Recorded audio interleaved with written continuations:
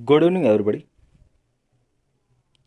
बहुविकल्पी प्रश्नों के साथ स्कूल लेक्चरर जीव विज्ञान की तैयारी में अगला भाग में टेरिडोफाइट्स लेकर आया हूँ।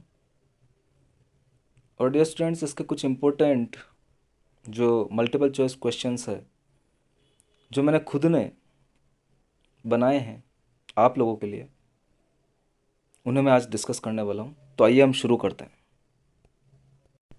क्वेश्चन नंबर फर्स्ट हमारे पास, टेरिडोफाइट्स का प्रोथेलस दर्शाता है बीजाणुद्भिद को, युग्मकोद्भिद को, एवं भी दोनों को, या कोई नहीं।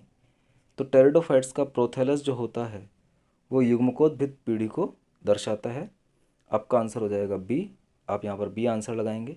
क्वेश्चन नंबर 2 हम देखते हैं, विकासीय रूप से पहले स्थलीय पौधे जो सवन उत्तक जाइलम और फ्लोएम रखते हैं, तो एल्गी में जाइलम फ्लोएम नहीं पाए जाते हैं, ब्रायोफाइट्स में भी नहीं होते हैं, तो आपका आंसर हो जाएगा टेरिडोफाइट। और यहाँ पर अगर आप देखेंगे तो टेरिडोफाइट्स को भी अपन ने 4 क्लासों में डिवाइड किया है, साइलोप्सिडा, लाइकोप्सिडा, टेरोप्सिडा और स्पिनोप्सिडा। तो सबसे पहले जाइलम और फ्लोएम आप लोगों को नज़र आएंगे, वो आ जाएंगे साइलोप्सिडा में। बिल्कुल आपको याद रखना है, जो आदिम प्रकार के टेरिडोफाइट हैं उनमें सबसे पहले जाइलम और फ्लोएम दिखेंगे। तो जो साइलोप्सिडा वर्ग है आपका, वो आदिम प्रकार का टेरिडोफाइट का वर्ग है। इसमें सबसे पहले 7 उत्तक आपको नजर आएंगे। क्वेश्चन नंबर 3 हमारे पास, वॉकिंग फर्न के नाम से किसे पुकारा जाता है? तो वॉकिंग फर्न हम एडियंटम को कहते हैं। बिल्कुल आपको डायरेक्ट याद रखना है। एडियंटम को वॉकिंग फर्न कहा जाता है क्योंकि, नेक्स्ट प्रश्न हमारा यही है। तो आप देखेंगे कि इसका बीजाणु अपने पैरों पर चल सकता है, इसलिए इसे वॉकिंग फर्न कहते हैं। यह वॉकिंग जानवरों के द्वारा एक स्थान से दूसरे स्थान पर जाता है, यानी जानवरों के द्वारा वॉक करता है। यह अपने पर्णशीर्ष द्वारा तेजी से कायिक जनन करता है या चलता हुआ दिखाई देता है, इसलिए। तो आपका आंसर हो जाएगा कि यह अपने पर्णशीर्ष के द्वारा तेजी से कायिक जनन कर सकता है। इतना तेजी से ये वेजिटेटिव रिप्रोडक्शन करता है कि ये फैलता जाता है, इसलिए इसे वॉकिंग फर्न के नाम से हम जानेंगे। क्वेश्चन नंबर 5 हमारे पास, पुनर्जीवित पादप या रिसरेक्शन प्लांट निम्न में से कौन सा है? तो जो पुनर्जीवित पादप है उसे हम सिलेजिनेला रुपेस्टिस के नाम से जानते हैं। ए आंसर आप लगाएंगे। और इसे पुनर्जीवित पादप या रिसरेक्शन प्लांट इसलिए बोला जाता है क्योंकि यह अत्यधिक सूखे में भी नहीं मरता है। अत्यधिक सूखे में भी यह ऊन की बोल की तरह हो जाता है, और जब इसे आर्द्रता या पानी मिलता है तो ये वापस जीवित हो जाता है, इसलिए इसे रिसरेक्शन प्लांट या पुनर्जीवित पादप के नाम से हम जानते हैं। निम्न में से हॉर्स टेल किसे कहा जाता है? तो इक्विसिटम को हम हॉर्स टेल कहते हैं। बिल्कुल आपको याद रखना है।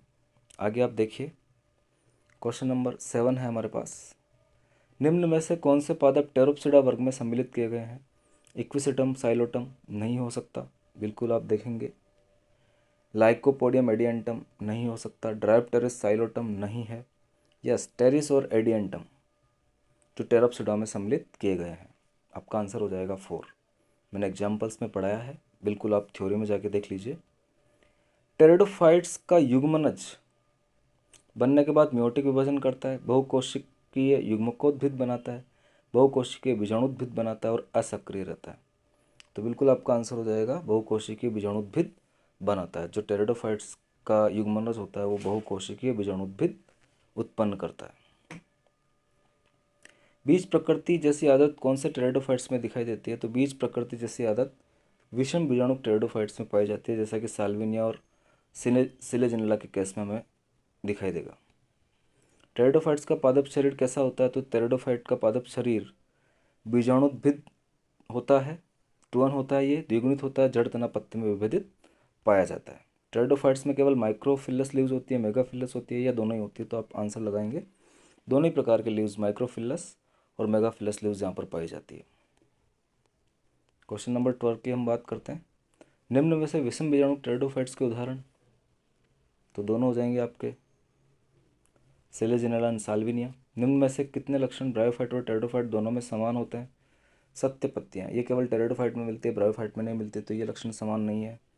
द्विगुणित बीजाणुद्भिद झरणांग जैकेटेड युक्त दोनों में होते हैं। कमनशील नवयुग्मक और हेप्लोडिप्लॉन्टिक जीवन चक्र। तो आपका आंसर हो जाएगा 2। आप यहाँ पर आंसर लगा देंगे। 4 जो लक्षण है वो ब्रायोफाइट और टेरिडोफाइट में समान होंगे। अधिकतम टेरिडोफाइट्स होते हैं, सम बीजाणु केवल एक प्रकार के बीजाणु बनाने वाले। यस, ये सही है। विषम बीजाणु दो प्रकार के बीजाणु बनाने वाले। रॉन्ग। अधिकतम जो होते हैं वो सम बीजाणु होते हैं। सभी जलीय प्रकृति के। रॉन्ग। केवल कुछ भौगोलिक क्षेत्रों में मिलते हैं क्योंकि इन्हें जल की आवश्यकता होती है। यस, आपका आंसर हो जाएगा 1। आपको लगाना है ए एंड डी, दोनों यहाँ पर आपके राइट हो जाएंगे। विषम बीजाणु टेरिडोफाइट्स कुछ विशिष्ट लक्षण दिखाते हैं जो इनकी बीजी प्रकृति की पूर्वगामी आदत को बताती है। निम्न में से ऐसा लक्षण कौन सा है? सवन उत्तकों की उपस्थिति, निषेचन के लिए पानी की आवश्यकता, भ्रूणी अवस्था का मिलना, मादा युग्मकोद्भिद के अंदर भ्रूण का बनना। यस, आपका आंसर हो जाएगा डी। ये बीजी प्रकृति की पूर्वगामी अवस्था है। भारतीय टेरिडोफाइट विज्ञान के जनक, डायरेक्ट आंसर लगाना है एस एस बीर। क्वेश्चन नंबर 17 की आगे हम बात करते हैं। ब्रायोफाइट और टेरिडोफाइट में नर युग्मक का परिवहन किसके द्वारा होता है? बिल्कुल पानी के द्वारा होता है, पता ही है आप लोगों को। निम्न में से, आगे आप देखिए, निम्न में से एक विकासीय लक्षण जो सिलेजनला में दिखाई देता है। विकासीय लक्षण विषम बीजाणुता है, हेट्रोस्पोरी, जो सिलेजनला में दिखाई देगी। बीज रहित सामान्य पादप जिसका बीजाणुद्भिद बड़ा होता है वह युग्मकोद्भिद छोटा होता है। बिल्कुल टेरिडोफाइट्स बीज रहित पादप है, इनका बीजाणुद्भिद जो प्रभावी अवस्था के रूप में मिलता है और युग्मकोद्भिद जो है वो अप्रभावी अवस्था के रूप में पाया जाता है।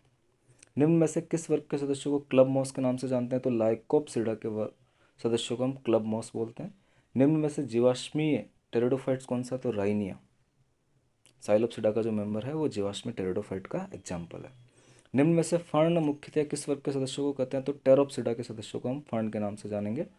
चक्राकार पत्तियां किस में पाई जाती है? तो चक्राकार पत्तियां आपकी इक्विसिटम में पाई जाती है। आपको याद रखना है स्पिनोप्सिडा का जो मेंबर है उसमें चक्राकार पत्तियां मिलेगी। आगे हम क्वेश्चन नंबर 24 देखते हैं। किस वर्ग में बीजाणुधानी बीजाणुपर्ण के नीचे बीजाणुधानी पुंज में मिलती है? तो ये वर्ग हो जाए आपका टेरोप्सिडा। सी आंसर आपको लगाना है।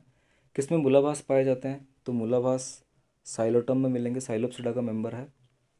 आदिम टेरिडोफाइट है उसमें मूलाभास मिलेंगे। निम्न में से आदिम टेरिडोफाइट का वर्ग कौन सा है? तो साइलोप्सिडा हो जाएगा।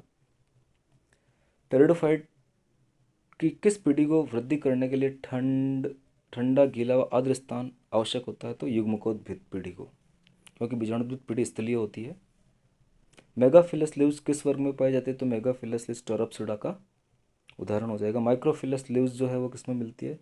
तो इक्विसिटम में माइक्रोफिलस लीव्स पाई जाएगी। स्पिनोप्सिडा का ये मेंबर है इक्विसिटम, उसमें माइक्रोफिलस लीव्स पाई जाती है। बहुकशाभिकीय पुमणु किस में पाए जाते हैं? तो बहुकशाभिकीय पुमणु टेरिडियम में, टेरोप्सिडा के मेंबर्स में पाए जाते हैं। तो इस प्रकार से डियर स्टूडेंट्स ये टॉप 30 क्वेश्चंस टेरिडोफाइट्स से मैं कंप्लीट कर चुका हूँ और आप लोगों को समझ में भी आए होंगे। कुछ प्रश्न ऐसे भी हैं जिनको मैं थ्योरी में नहीं पढ़ा पाया था, उनको मैंने इस वीडियो में ले लिया है और आप लोग उन्हें भी अपने नोट्स में उतार लीजिए। Thank you very much.